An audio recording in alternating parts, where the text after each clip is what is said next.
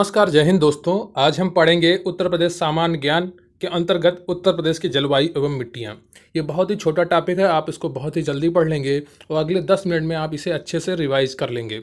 तो UP GK की यह सीरीज की यह दूसरा भाग है और इसमें हम उत्तर प्रदेश की जलवायु एवं मिट्टियों से जुड़ी जानकारी पढ़ेंगे। तो जो जो आपके लिए इंपॉर्टेंट है वो सब इस वीडियो में बताया गया है, तो कृपया ध्यान से इस वीडियो को देखें। हो सकता है ये आपको आज बोरिंग लगे क्योंकि ये आपके इंटरेस्ट वाला टॉपिक नहीं है, लेकिन चूंकि यहाँ से एक दो प्रश्न आपके एग्जाम में बन सकता है, इसलिए आपको ये पढ़ना जरूरी है। लेखपाल की परीक्षा हो या UP triple S C PT की परीक्षा हो या आपकी मुख्य शिक्षिका की परीक्षा हो, आरओ की परीक्षा हो, यूपी पुलिस की परीक्षा हो, अक्सर यहाँ से कुछ प्रश्न पूछ लिए जाते हैं परीक्षाओं में।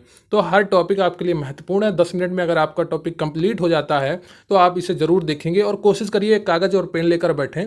जो भी आपको इंपॉर्टेंट लगे, वैसे तो हर चीज़ इसमें इंपॉर्टेंट है, लेकिन फिर भी आपको जो भी लगे ये मुझे नहीं आता, ये इंपॉर्टेंट है, तो आप उसे नोट कर लीजिए और आप अच्छे से नोट्स बनाएंगे तभी आपको सफलता मिलेगी।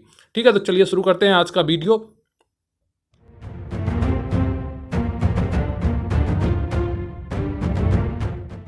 लेकिन उससे पहले मैं आपसे रिक्वेस्ट करूंगा कि आप वीडियो को लाइक कर लें और चैनल को सब्सक्राइब कर लें। आपके कमेंट बहुत ही महत्वपूर्ण होते हैं हमारे लिए, तो आप अपनी मन की बात, आपके प्रश्न और आपका वीडियो के बारे में जो भी राय हो उन्हें कमेंट बॉक्स में लिखा करिए। और आप हमारे टेलीग्राम चैनल को भी ज्वाइन कर सकते हैं, वहाँ से आपको पीडीएफ और क्वेश्चंस आपको अक्सर मिलते रहेंगे, जिससे आपकी तैयारी और मजबूत होती रहेगी।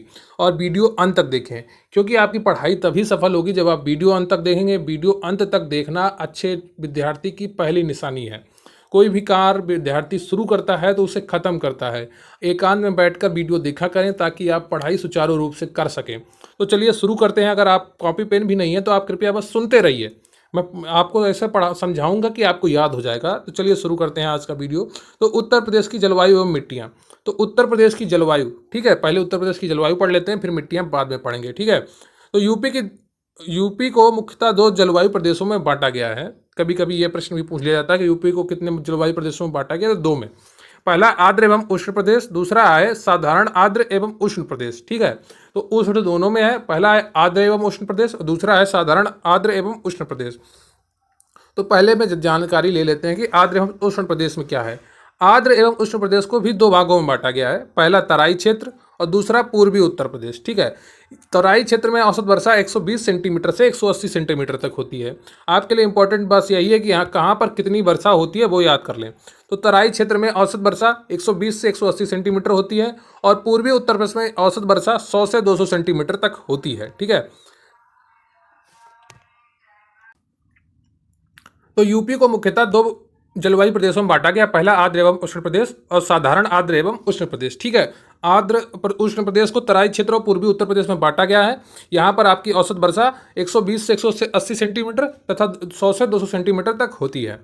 और साधारण आर्द्र एवं उष्ण के अंतर्गत मैदानी क्षेत्र आता है। साधारण आर्द्र एवं उष्ण के अंतर्गत मैदानी क्षेत्र आता है। अक्सर सवाल ये पूछ लेता है कि साधारण आर्द्र एवं उष्ण जो आपका है वो किस क्षेत्र में होता है। ठीक है, जलवायु किस क्षेत्र में होती है, तो मैदानी क्षेत्र में आती है। यहाँ पर औसत वर्षा 80 से 100 सेंटीमीटर होती है। ठीक है, 80 से 100 सेंटीमीटर यहाँ की औसत वर्षा होती है। चलिए आप समझ लेते हैं यहाँ की ऋतुएं कौन कौन सी हैं। तो उत्तर प्रदेश में मुख्यतः 3 ऋतुएं पाई जाती हैं: शीत ऋतु, ग्रीष्म ऋतु, वर्षा ऋतु। यह आपको जानकारी मालूम होगी, लेकिन इनकी आपको औसत तापमान याद रखना है। कई बार औसत तापमान पेपरों में पूछ लिया जाता है। तो शीत ऋतु में प्रदेश में शीत ऋतु अक्टूबर से फरवरी तक रहती है। उत्तर प्रदेश में शीत ऋतु सर्वाधिक ठंडा महीना जनवरी होता है। शीत ऋतु में उत्तर प्रदेश का तापमान उत्तर से दक्षिण की ओर बढ़ता है। तो आपके लिए ये इंपॉर्टेंट है कि उत्तर में जितना जाएंगे उत्तर प्रदेश में उतना ये ठंडा होगा और जितनी ज़्यादा दक्षिण में जाएंगे उतना कम ठंडा होगा। ठीक है, ग्रीष्म ऋतु में आ जाते हैं। तो उत्तर प्रदेश में ग्रीष्म ऋतु मार्च से मध्य जून तक रहती है। कब से रहती है? मार्च से मध्य जून तक। प्रदेश के मई तथा जून माह में सर्वाधिक गर्मी पड़ती है। कब सर्वाधिक गर्मी पड़ती है उत्तर प्रदेश में? मई तथा जून माह में। औसत अधिकतम तापमान 36 से 39 डिग्री रहता है। तो जो मैक्सिमम तापमान है औसत एवरेज है, लेकिन कहीं कहीं पर वो 41, 45, 47 तक, 48 तक पहुंच जाता है। ठीक है, तो औसत अधिकतम तापमान 36 से 39 डिग्री होता है। औसत न्यूनतम तापमान 21 से 23 डिग्री होता है। एवरेज, इनका एवरेज निकाला जाता है। तो औसत न्यूनतम तापमान 21 से 23 डिग्री तक रहता है। उत्तर प्रदेश के बुंदेलखंड क्षेत्र में सर्वाधिक औसत तापमान पाया जाता है। जो बुंदेलखंड क्षेत्र है अपना, बांदा, इधर झांसी वाला इलाका, ये क्या होता है, ये सबसे गर्म होता है, यहाँ पर सबसे ज़्यादा गर्मी पड़ती है। कारण इसका कर्क रेखा से अधिक निकट अवस्थित होना, क्योंकि ये कर्क रेखा से सबसे अधिक निकट स्थित है, इसलिए इसका तापमान सर्वाधिक रहता है। और उत्तर प्रदेश में झांसी एवं आगरा जिलों में सर्वाधिक तापमान पाया जाता है। ठीक है, तो उत्तर प्रदेश में झांसी एवं आगरा जिलों में सर्वाधिक तापमान पाया जाता है, लेकिन पिछले कुछ वर्षों से बांदा ने भी रिकॉर्ड तोड़ रखे हैं। तो उत्तर प्रदेश के बरेली जिले में सबसे कम गर्मी पड़ती है। कहाँ पर सबसे कम गर्मी पड़ती है? बरेली में। ग्रीष्म ऋतु में उत्तर प्रदेश में पश्चिमी हवाएं तीव्र गति से चलती हैं, जिन्हें हम लू भी कहते हैं।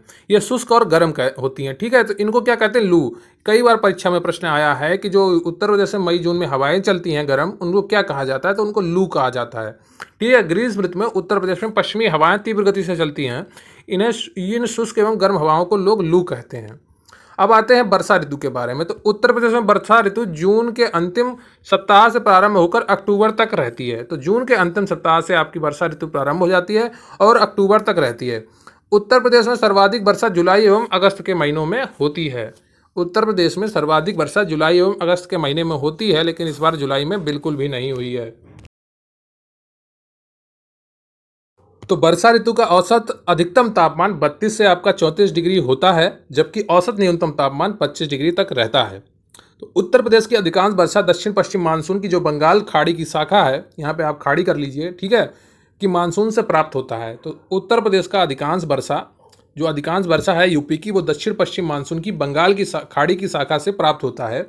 ये इससे उत्तर प्रदेश की कुल वर्षा 75 से 80% भाग प्राप्त होता है। ठीक है, तो उत्तर प्रदेश में औसत वार्षिक वर्षा क्या है उसे भी आप देख लीजिए। ठीक है, तो पूर्वी मैदान क्षेत्र में 112 सेंटीमीटर होता है और मध्यवर्ती मैदान क्षेत्र में 94 सेंटीमीटर होता है।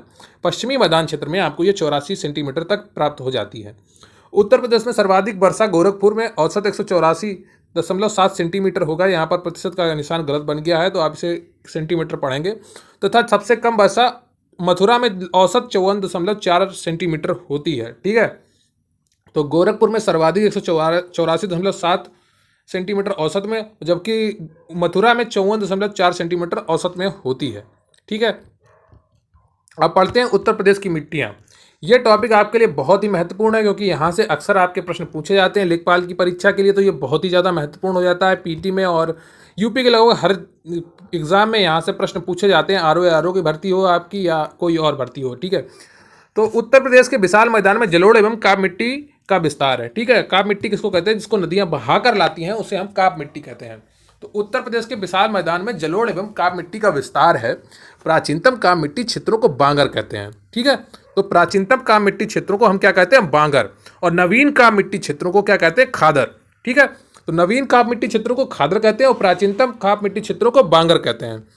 उत्तर प्रदेश में गंगा यमुना दोआब एवं गंगा राम गंगा दोआब क्षेत्रों में बांगर एवं खादर क्षेत्र पाए जाते हैं। तो गंगा और यमुना के बीच में और गंगा और रामगंगा के बीच में दोआब पाया जाता है। तो इसको दोआब में क्या कौन कौन सी मिट्टियां पाई जाती है? बांगर एवं खादर पाई जाती हैं। तो उत्तर प्रदेश की मिट्टियों को प्रोफेसर वाडिया कृष्णन एवं मुखर्जी के वैज्ञानिक विश्लेषण के आधार पर 2 भागों में विभाजित किया जाता है। कितने भागों में? 2 भागों में। तो पहला तो हो जाए गंगा के विशाल मैदान की नूतन और उपनूतन मिट्टियां, और दूसरा हो जाता है दक्षिण पठार की प्राचीन रवेदार और विध्यन शैलीय या बुंदेलखंडीय मिट्टियां। ठीक है, तो 2 भाग आपको ये समझ में आ गए हो, गंगा के विशाल मैदान की नूतन और उपनूतन मिट्टियां और दक्षिण पठार की प्राचीन रवेदार और विध्यन शैलीय या बुंदेलखंडीय मिट्टियां। तो गंगा के विशाल मैदान की मृदाएं, ये आपके लिए बहुत ही इंपॉर्टेंट है, कई बार यहाँ से परीक्षा में प्रश्न पूछा गया है, तो इसे अब बहुत ध्यान से पढ़िएगा। तो इस क्षेत्र की संपूर्ण मृदा को 2 वर्गों में विभाजित किया जाता है। पहला है बांगर या पुरानी जलोढ़ मृदा, खादर या नवीन जलोढ़ मृदा। ठीक है, तो प्राचीनतम काप मिट्टी के क्षेत्रों को बांगर कहते हैं और नवीन काप मिट्टी क्षेत्र वाले क्षेत्रों को खादर कहते हैं। ये मैं आपको पहले ही बता चुका हूँ। तो बांगर में मिट्टी में फास्फोरस एवं चूने की पर्याप्त मात्रा पाई जाती है। किसकी पर्याप्त मात्रा पाई जाती है? फास्फोरस एवं चूने की। जबकि नाइट्रोजन, पोटास, जीवांश आदि पदार्थों की कमी पाई जाती है। कहाँ पे? बांगर में। किसकी कमी पाई जाती है? नाइट्रोजन, पोटास, जीवांश की। और प्रचुर मात्रा किसकी पाई जाती है? फास्फोरस और चूने की। किसमें? बांगर में। बांगर मिट्टी को मटियार, बलुई दोमट, भूंड और पुरातन काप मिट्टी के नाम से भी जाना जाता है। ये पॉइंट भी आपके लिए काफ़ी इंपॉर्टेंट है, क्योंकि कई बार परीक्षाओं में पूछा गया है कि बांगर को किस नामों से जाना जाता है। तो बांगर मिट्टी को दोमट, मटियार, बलुई दोमट, भूंड, पुरातन काप मिट्टी के नाम से भी जाना जाता है। पूर्वी उत्तर प्रदेश में बांगर मिट्टी को उपरहार के नाम से जाना जाता है। ठीक, उपरहार मिट्टी के नाम से जाना जाता है पूर्वी उत्तर प्रदेश में। खादर मिट्टियां नदियों के बाढ़ वाले मैदानों में पाई जाती है। यह हल्के रंग वाली छिद्रयुक्त एवं महीन कणों वाली होती हैं। तो खादर मिट्टियां जहाँ पर नदियों के अभी बाढ़ आ रही है वहां पर पाई जाती हैं। खादर मिट्टियां बांगर की अपेक्षा अधिक उर्वरा शक्ति वाली होती हैं। तो खादर की मिट्टियां जो है, खादर वाली मिट्टियां, वो बांगर की अपेक्षा अधिक उर्वरा शक्ति वाली होती हैं।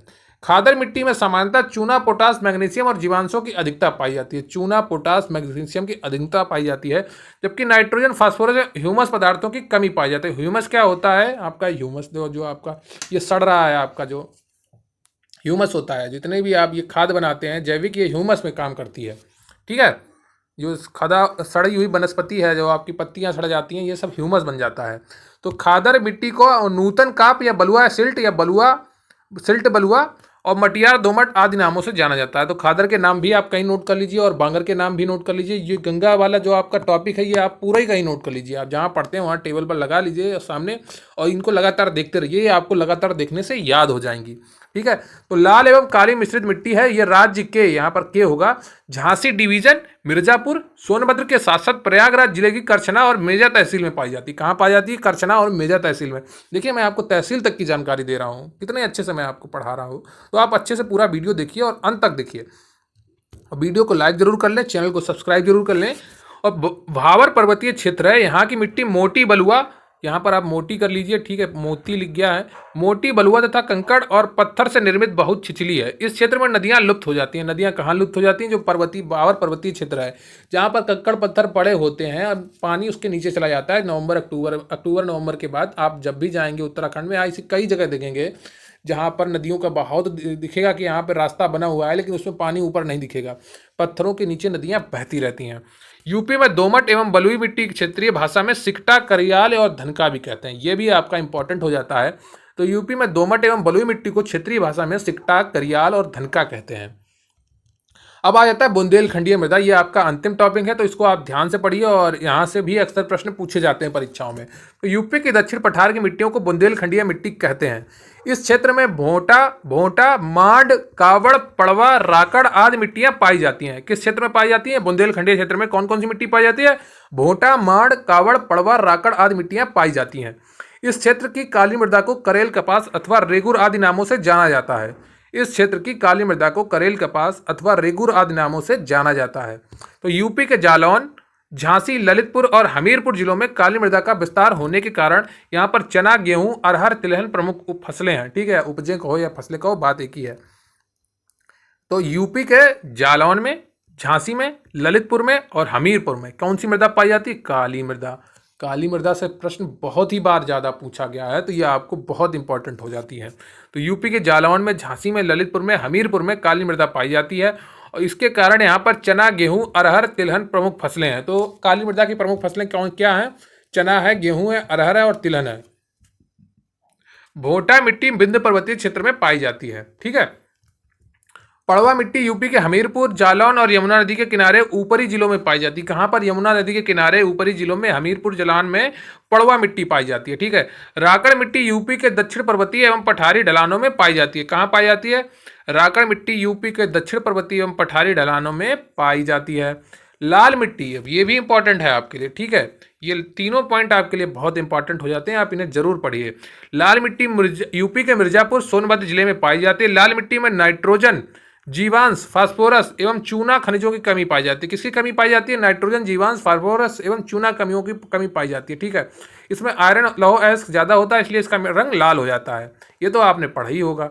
ठीक है, अब लाल मिट्टी में गेहूं, चना और दलहन की फसलें उगाई जाती हैं। गेहूं, चना और दलहन। ठीक है, अब ये आपका अंतिम पॉइंट है कि उत्तर प्रदेश में कुल बंजर भूमि 10,988.59 वर्ग किमी क्षेत्र में विस्तृत है, जो कि प्रदेश का कुल क्षेत्रफल का 4.56% है। ये आप संख्या याद रखें ना, वर्ग का क्षेत्रफल, पर ये 4.56% आप याद रखना कि यूपी का कुल बंजर भूमि यूपी का कुल क्षेत्रफल का 4.56% है। ठीक है, तो ये आपकी रहा यूपी से जुड़ी जो जलवायु है और आपका मिट्टियां हैं उनसे जुड़ी पूरी जानकारी आपके इस वीडियो में बताई गई है। अगर आपने इस वीडियो को अच्छे से पढ़ लिया तो आपको यहाँ से हर प्रश्न आपकी जो परीक्षा में आ सकता है वो आपको यहीं से मिलेगा।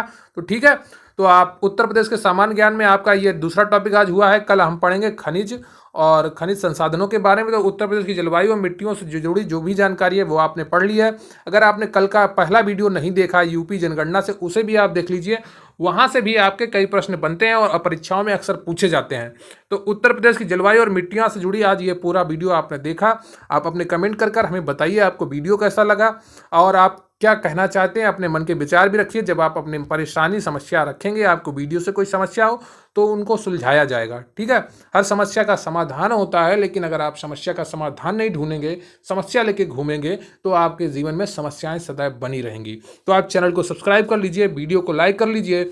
जय हिंद, जय भारत।